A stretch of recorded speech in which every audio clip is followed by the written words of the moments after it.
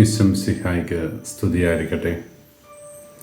വിശുദ്ധ മർക്കോസ് അറിയിച്ച സുവിശേഷം 12-ാം അധ്യായം 18 മുതൽ 24 വരെയുള്ള തിരുവചന ഭാഗം പുനരുത്ഥാനവുമായി ബന്ധപ്പെട്ട ഒരു ചർച്ചയാണ്. സഭയെ നോക്കിപ്പാർക്കുന്ന, സഭയുടെ സ്വർഗീയ സൗന്ദര്യം ആസ്വദിക്കുന്ന ഈ ഒരു കാലഘട്ടത്തിൽ സ്വർഗീയ സഭയുടെ ഭാഗമായി തീരാൻ, വിജയസഭയുടെ ഭാഗമായി തീരാൻ ഞാനും നിങ്ങളുമൊക്കെ ജീവിതത്തിൽ പുലർത്തേണ്ട അടിസ്ഥാന വിശ്വാസത്തിലേക്ക് വചനം വിരൽ ചൂണ്ടുകയാണ്.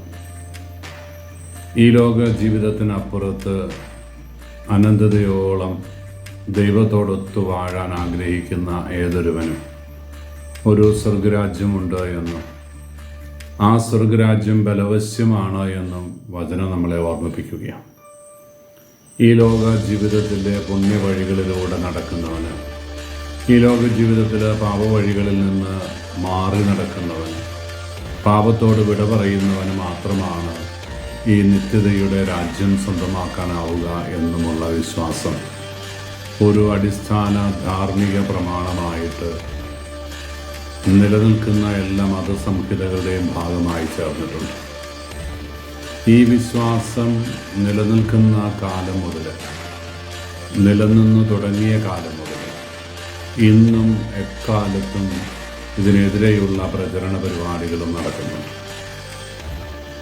ഈ ലോക ജീവിതത്തിനപ്പുറത്തൊന്നുമില്ല, എല്ലാം കുഴിമാടത്തിൽ അവസാനിക്കും. അതുകൊണ്ട് ജീവിതത്തെ സന്തോഷത്തോടെ കാണണം. അവസാനത്തെ മട്ടുമൂറ്റി കുടിച്ച് സന്തോഷപുളകിതരായി മരണമടഞ്ഞ് കടന്നു പോകണമെന്ന് നമ്മെ ഓർമ്മിപ്പിക്കുന്നുണ്ട് ഈ ലോക ജീവിതത്തിൻ്റെ വഴികളിലൂടെ നടക്കുന്നവർ. യുക്തിവാദികളുടെയും ദൈവനിഷേധികളുടെയും എല്ലാം ലോകം ഈ ലോക ജീവിതത്തിൽ നമ്മളെ തളച്ചിടുന്നതാണ്. ഇവിടം കടന്നു പോയാൽ മറ്റൊരു ജീവിതമില്ല എന്ന് കരുതുമ്പോൾ ഇവിടെ എങ്ങനെയും ജീവിക്കാം എന്ന ഒരു ചിന്ത നമ്മുടെ മനസ്സിൽ കടന്നു വരും. ഈ ലോക ജീവിതത്തിനപ്പുറത്ത് പ്രതീക്ഷയുടെ ഒരു സൗഭാഗ്യം നമുക്കില്ല എങ്കിൽ ഇവിടെ എന്ത് ധാർമ്മികത, എന്ത് സ്നേഹം, എന്ത് സഹിഷ്ണുത, ആരോടും പരിഗണന കാണിക്കേണ്ട കാര്യമില്ല. എനിക്ക് ജീവിക്കണം, അതിനാരെയും വെട്ടിനിരത്തിയാലും ആരെയും കൊന്നു തള്ളിയാലും ആരെയും ഉപദ്രവിച്ചാലും കുഴപ്പമില്ല എന്ന് വരുമ്പോൾ നീതിന്യായ വ്യവസ്ഥിതകൾ പോലും ചോദ്യം ചെയ്യപ്പെടും. ഈ ലോക ജീവിതത്തിനപ്പുറത്ത് പ്രത്യാശയുടെ ഒരു ശാദ്വല തീരമുണ്ട് എന്നുള്ള വലിയ വിശ്വാസമാണ് നമ്മളെ നയിക്കുക. ഇലപൊഴിയും കാലങ്ങൾക്കപ്പുറം തളിരണിയും കാലമുണ്ടെന്നതോർക്കണം. ആർത്തിരമ്പുന്ന തിരമാലകൾക്കപ്പുറത്ത് ഒരു പ്രത്യാശയുടെ തീരമുണ്ട് എന്നത് നമുക്ക് പ്രതീക്ഷയാണ്. ഒരു ദുഃഖവെള്ളിക്ക് ശേഷം ഒരു ഉയർപ്പ് തിരുനാൾ, ഒരു കുന്നു കയറിയാൽ ഒരു ഇറക്കം. നൊമ്പരങ്ങളും ദുഃഖങ്ങളും നമ്മളെ നിത്യതയോളം പിന്തുടരുകയില്ല. ഈ ലോകത്തിലെ ദുഃഖങ്ങളുണ്ടാകുമ്പോൾ ദൈവം നമുക്കായി സന്തോഷത്തിൻ്റെ തീരങ്ങൾ ഒരുക്കും.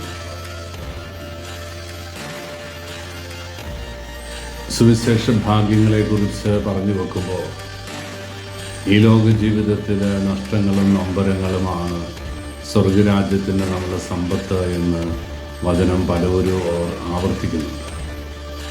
സഹനങ്ങളും പീഡനങ്ങളും നീതിക്ക് വേണ്ടി വിശപ്പും ദാഹവുമൊക്കെ സഹിക്കുന്നവന് വേണ്ടി സ്വർഗരാജ്യം ഒഴിഞ്ഞു വച്ചിരിക്കുകയാണ്.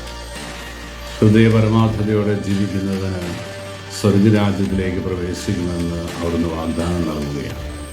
അതുകൊണ്ട് പ്രിയപ്പെട്ടവരെ, നമുക്ക് ഈ ലോകത്തിൽ കൊക്കുടക്കി, വിരലുടക്കി, നഖമുടക്കി കിടന്നുകൂടാ. ഇവിടെ നിന്ന് ഒരു ഫീനിക്സ് പക്ഷിയെ പോലെ നമ്മൾ പറന്നുയരണം. ഈ ലോകത്തിൻ്റെ സങ്കടങ്ങളും നൊമ്പരങ്ങളും നമ്മളെ തളച്ചിടാൻ അനുവദിക്കാതെ നിത്യതയിൽ അവനോടൊത്തു വാഴുന്ന അനുഗ്രഹത്തിൻ്റെ പറുദീസ സ്വന്തമാക്കാൻ നമുക്ക് ഒരുമിച്ച് ആഗ്രഹിക്കണം. എല്ലാ അർത്ഥത്തിലും തമ്പുരാനെ മുറുകെ പിടിച്ചുകൊണ്ടുള്ള വിശുദ്ധിയുടെ മേഖലകൾ കണ്ടെത്താൻ നമുക്ക് ആഗ്രഹിക്കാം, പ്രാർത്ഥിക്കാം. ദൈവം നമ്മളെ അനുഗ്രഹിക്കട്ടെ. കർത്താവ് ശംസിഹായുടെ കൃപയും പിതാവായ ദൈവത്തിൻ്റെ സ്നേഹവും പരിശുദ്ധാരൂപിയുടെ സഹവാസവും നമ്മളെല്ലാവരും കൂടി ഉണ്ടായിരിക്കട്ടെ, ഇപ്പോഴും എപ്പോഴും എന്നേക്കും. ആമേൻ.